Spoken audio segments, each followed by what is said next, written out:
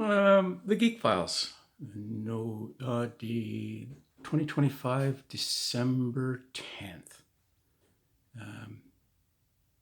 Talking to a friend of mine last night about a thing she saw in about Goose Bay. I was telling her about my caribou adventure. In the bad old days, as a aviation mechanic, you had to be endorsed on every aircraft over 12,500 pounds gross takeoff weight, whether it be piston or turbine, pressurized or unpressurized. And I held a license on the GHC for caribou, the Haviland Canada caribou. The NATO decided, NORAD decided to update the DO-line sites, automate them. And as Canada's part of NORAD, they decided that Canada's part was to fly some equipment from this island called Brevoort off of the east coast of Baffin Island down to another site called Cartwright, south of Goose Bay Happy Valley. At that point the U.S. government, in their infinite wisdom, said the only aircraft capable of doing that in the whole world was the caribou. At that point, there was only one flying caribou in Canada. It was civilian, so they contracted this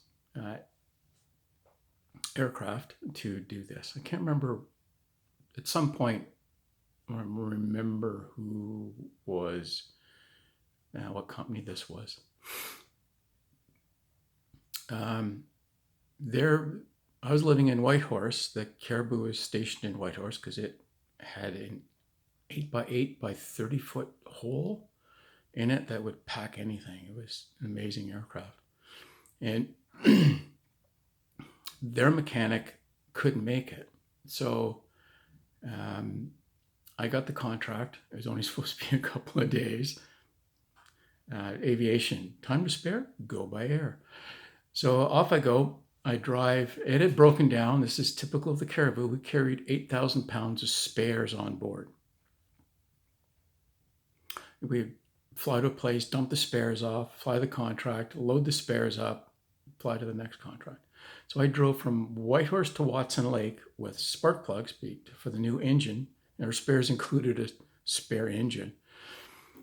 We then flew to Yellowknife, where we broke down, and I fixed it. We then flew to Baker Lake, where we broke down, and I fixed it. We then flew to Frobisher Bay on Baffin Island, where we really broke down. We broke down hard there, to the point where the military had sent up the Tennessee National Guard in a Herc to Baffin Island in November. These poor bastards. They were in slacks and street shoes and in November in Baffin Island.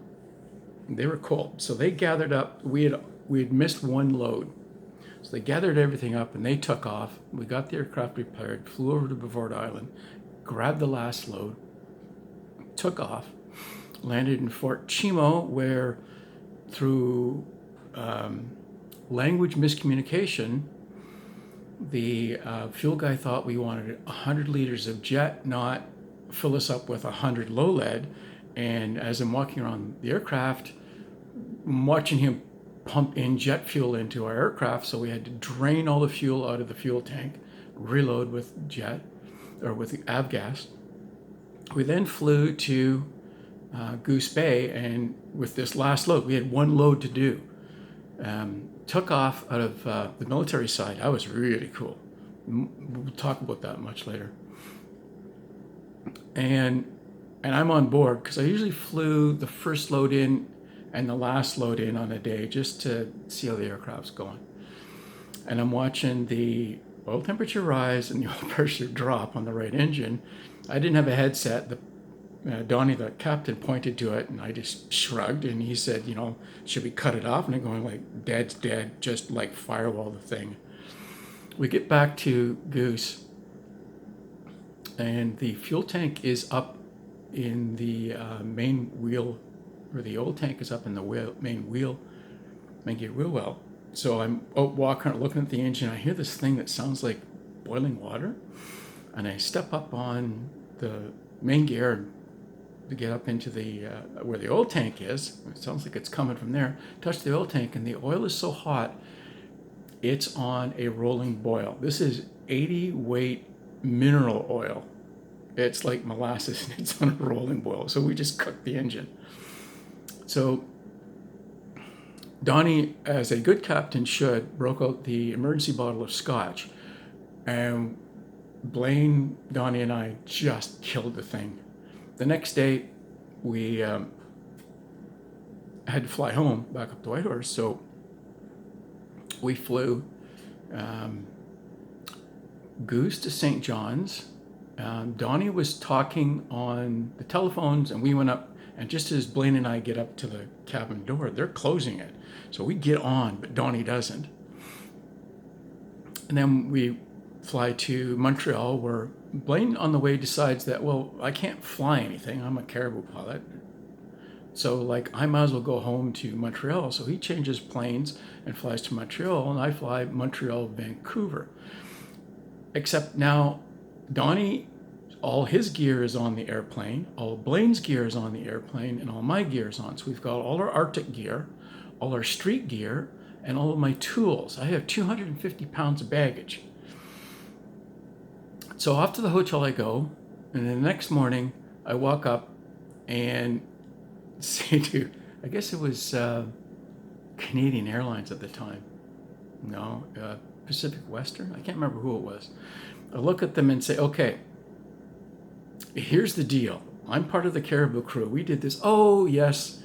The representative said, we've been waiting for you. Don't worry about your gear. We'll comp you. So I had the 250 pounds of all our gear comped on the way back to Whitehorse. So basically, I flew across the top of Canada, down the east coast of Canada, across the southern border of Canada, and back up the west coast. Oh man, aviation.